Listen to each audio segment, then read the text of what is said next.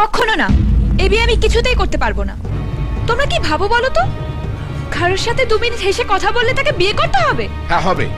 আমি যখন রাজের সঙ্গে বিয়েটা ঠিক করেছি তখন বিয়েটা করতে হবে। এত কাঠখড় পুড়িয়ে ইন্ডিয়া শিখে এমনি এমনি?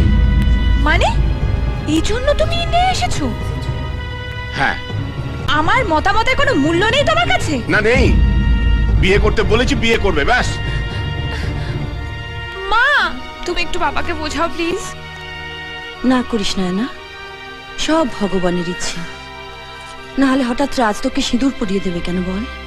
মা তুমিও যাও, আর সময় নষ্ট না করে বিয়ের জন্য তৈরি হও। পরশু তোমার আশীর্বাদ।